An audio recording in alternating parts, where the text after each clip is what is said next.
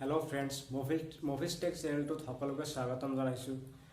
So friends, प्रधानमंत्री कृषि सা-সঁজুলিৰ অধীনত চৰকাৰে সকলো কৃষকসকলক সা-সঁজুলি কিনাৰ বাবে ৫,০০০ টকা দি আছে। তো এই ৫,০০০ টকাটো পাবৰ কাৰণে আপোনালোকে কি কৰিব লাগিব, ক'ত এপ্লাই কৰিব লাগিব, কেনেকৈ এপ্লাই কৰিব লাগিব। সো বন্ধুসকল, এইটো ভিডিঅ'ৰ জৰিয়তে মই আজি আপোনালোকক জনাম যে এই ৫,০০০ টকাটো পাবৰ কাৰণে আপোনালোকে এইটো অনলাইনত কেনেকৈ এপ্লাই কৰিব লাগিব, ষ্টেপ বাই ষ্টেপ মই আজি আপোনালোকক জনাম। সো বন্ধুসকল, বলক আৰু দেৰি নকৰি আমি ভিডিঅ'টো আৰম্ভ কৰোঁ। ভিডিঅ'টো আৰম্ভ কৰাৰ আগতে বন্ধুসকল আপোনালোকৰ এটা ৰিকুৱেষ্ট, আপোনালোকে এতিয়ালৈকে যদি আমাৰ চেনেলটো ছাবস্ক্ৰাইব কৰা নাই ছাবস্ক্ৰাইব কৰিব আৰু কাষতে থকা বেল আইকনটো অন কৰি ৰাখিব।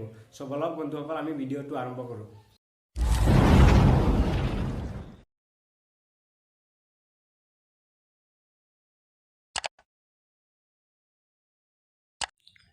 তো বন্ধুসকল, আপোনালোকে এইটোত এপ্লাই কৰিবলৈ হ'লে ডেছক্ৰিপশ্যনত এটা লিংক দিয়া আছে, লিংকটোত ক্লিক কৰিব লাগিব। লিংকটোত ক্লিক কৰাৰ পিছত আপোনালোকৰ সন্মুখত এনেকুৱা এখন পেজ আহিব। পেজটো অহাৰ পিছত আপোনালোকে চিম্পলি ইয়াতে চাব ফাৰ্মাৰ এপ্লিকেশ্যন বুলি লিখা আছে। ইয়াতে ফাৰ্মাৰ এপ্লিকেশ্যন বুলি ইয়াতে ক্লিক কৰিব। ইয়াতে ক্লিক কৰাৰ পিছত ওপৰত আপোনালোকৰ দুটা অপশ্যন আহি যাব, ফাৰ্মাৰ ৰেজিষ্ট্ৰেশ্যন আৰু এপ্লাই ফৰ STW। আপোনালোকে চিম্পলি ফাৰ্মাৰ ৰেজিষ্ট্ৰেশ্যনত ক্লিক কৰিব। ফাৰ্মাৰ ৰেজিষ্ট্ৰেশ্যনত ক্লিক কৰাৰ পিছত আপোনালোকৰ সন্মুখত আৰু দুটা অপশ্যন আহি যাব। এটা হ'ল এক্সাইটিং ফাৰ্মাৰ ৰেজিষ্ট্ৰেশ্যন আৰু এটা নিউ ফাৰ্মাৰ ৰেজিষ্ট্ৰেশ্যন। আপোনালোকে যদি আগতেও এপ্লাই কৰিছিল তেনেহ'লে এক্সাইটিং ফাৰ্মাৰ ৰেজিষ্ট্ৰেশ্যনত ক্লিক কৰিব, আৰু যদি এতিয়ালৈকে এপ্লাই কৰা নাই তেনেহ'লে নিউ ফাৰ্মাৰ ৰেজিষ্ট্ৰেশ্যনত ক্লিক কৰিব। নিউ ফাৰ্মাৰ ৰেজিষ্ট্ৰেশ্যনত ক্লিক কৰাৰ পিছত আপোনালোকৰ সন্মুখত এনেকুৱা এখন ফৰ্ম আহি যাব। ফৰ্মটো আপোনালোকে ফাৰ্ষ্টৰ পৰা লাষ্টলৈকে এটা এটাকৈ ফিল আপ কৰিব লাগিব।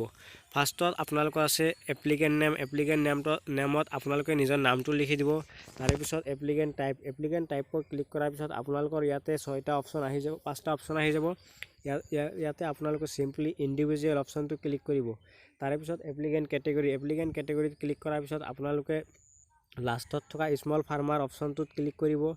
তাৰপিছত এপ্লিকেণ্ট ছ'চিয়েল ষ্টেটাছ, ইয়াতে আপোনালোকে নিজৰ কাষ্টটো চিলেক্ট কৰিব। তাৰপিছত জেণ্ডাৰটো চিলেক্ট কৰি ল'ব। তাৰপিছত গাৰ্জিয়ান, ইয়াতে আছে কি SO অৰ্থাৎ চন অফ, DO ডটাৰ অফ, আৰু কি আছে ৱাইফ অফ। আপোনালোকৰ যদি দেউতা আছে যদি চন অফ দিব, আৰু যদি আপোনালোকে ছোৱালী হয় তেনেহ'লে ডটাৰ অফ দিব, আৰু আপোনালোকৰ যদি হাউচ ৱাইফ অফ তেনেহ'লে ৱাইফ অফ দিব, WO। তাৰপিছত নিজৰ গাৰ্জেনৰ নামটো দিব। তাৰপিছত এডুকেশ্যনেল কোৱালিফিকেশ্যন, আপোনালোকৰ নিজৰ যিটো এডুকেশ্যনেল কোৱালিফিকেশ্যন আছে, matric pass, higher secondary pass যি আছে সেইটো চিলেক্ট কৰি দিলেই হ'ল। তাৰপিছত ইমেইল ID, ইয়াতে চাওক ইমেইল IDৰ আগতে এটা ৰেড লাইন আছে, ৰেড লাইন থকা মানে এইটো মেণ্ডেটৰী আপোনালোকে দিবই লাগিব।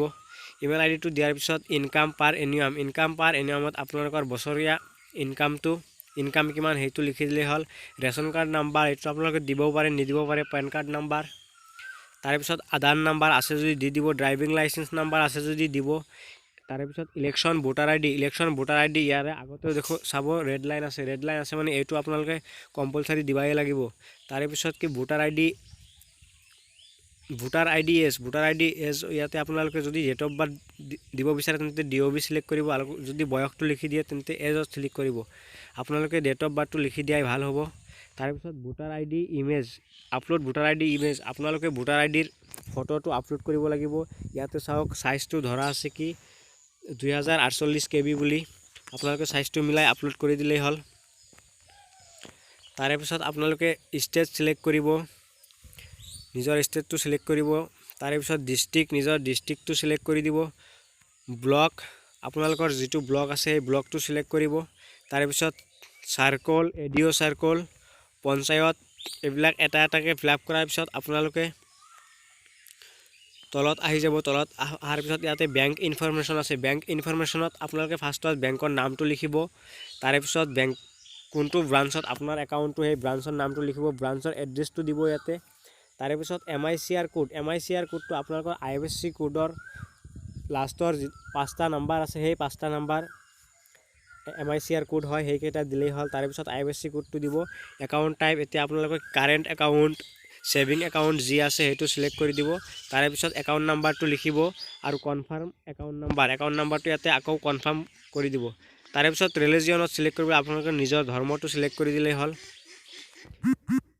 ফেমিলি ইকো ষ্টেটাছ, ইয়াতে ক্লিক কৰাৰ পিছত আপোনালোকে কি BPL আছে যদি BPL দিব, আৰু নহ'লে APL চিলেক্ট কৰিব। ইজ KCC হোল্ডাৰ আপোনালোকৰ নামত আপোনাৰ যদি KCC লোন আছে তেন্তে ইয়েছ বুলি দিব আৰু নাই যদি ন বুলি দিব। তাৰপিছত বন্ধুসকল চাওক তলত আছে কি দাগ নাম্বাৰ আপোনালোকৰ খেতিৰ যিটো দাগ নাম্বাৰ আছে সেই দাগ নাম্বাৰটো দিব আৰু পাট্টা নাম্বাৰটো দিব। তাৰপিছত তলত এটা কেপচা আছে, এই কেপচাটো ইয়াতে কেপচা বক্সত ফিল আপ কৰি দিয়াৰ পিছত ছাবমিটত ক্লিক কৰিব।